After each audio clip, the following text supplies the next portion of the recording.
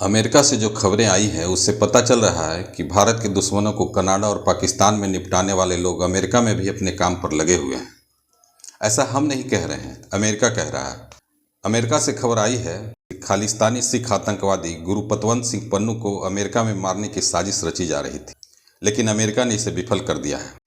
America ने यह भी कहा है कि इस साजिश के तार भारत से जुड़ रहे हैं, यानी पन्नू की हत्या की साजिश करने वाले लोग कथित तौर पर भारत के थे।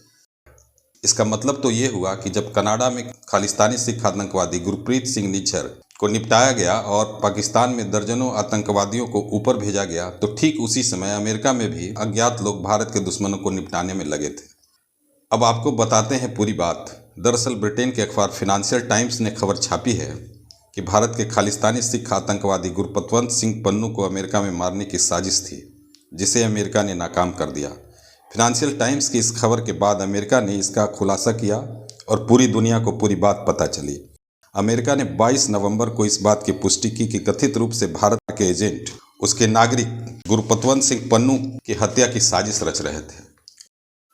अमेरिका ने 22 नवंबर को इस बात को माना कि कथित रूप से भारत के क्रिमिनल एजेंट उसके नागरिक गुरवंत सिंह पन्नू की हत्या की साजिश रच रहे थे।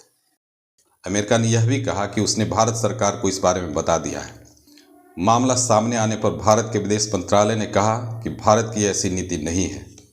आपको बता दें कि जून में जब कनाडा के वैनकूवर में खालिस्तानी सिख आतंकवादी हरप्रीत सिंह निज्जर की हत्या कर दी गई थी, तो कनाडा के प्रधानमंत्री जस्टिन ट्रूडो ने इसका दोष भारत पर मढ़ा था।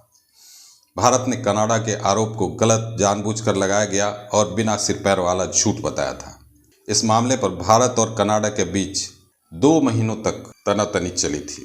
कनाडा को तब भारत ने खरी खरी सुना दी थी, लेकिन अमेरिका, कनाडा और 5 आई वाले बाकी देशों ने पन्नू की हत्या वाली साजिश से जुड़ी जानकारी आपस में साझा की है। खबरों के मुताबिक हरप्रीत सिंह निज्जर की हत्या और गुरपतवंत सिंह पन्नू की हत्या की साजिश से इन देशों की चिंता बढ़ गई है।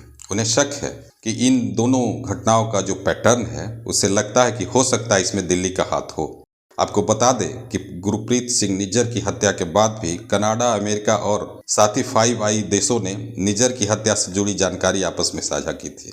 फिनेंशियल टाइम्स ने यह भी बताया है कि जब जून में भारत के प्रधानमंत्री नरेंद्र मोदी अमेरिका के राजकीय दौरे पर गए थे, तब अमेरिका ने इस पर अपना विरोध जताया था। अब ये पता नहीं चल पाया है कि इन देवदूतों ने अमेरिका के विरोध के बाद पन्नू को मारने का इरादा बदला या अमेरिकी खुफिया एजेंसी ने उनके इरादों पर पानी फेर दिया। इस खबर के आने के बाद अब ये भी पता चला है कि न्यूयॉर्क की एक अदालत में पुलिस ने एक व्यक्ति के खिलाफ मामला दर्ज किया है और उसके खिलाफ आरोप सील बंद लिफाफे में अदालत में पेश किया है। अभी आरोपों को सार्वजनिक नहीं किया गया है। अमेरिका को लगता है कि अगर अभी सभी सूचनाएं बाहर कर दी गई तो निज्जर की हत्या की जांच पर आंच आ सकती है। आपको बता दें कि गुरपतवंत सिंह पन्नू ने अमेरिका और कनाडा दोनों ही देशों की नागरिकता ले रखी है। पन्नू ने खुद को सिख फॉर जस्टिस SFJ का काउंसिल घोषित कर रखा है। 2019 से पन्नू NIA के रडार पर है।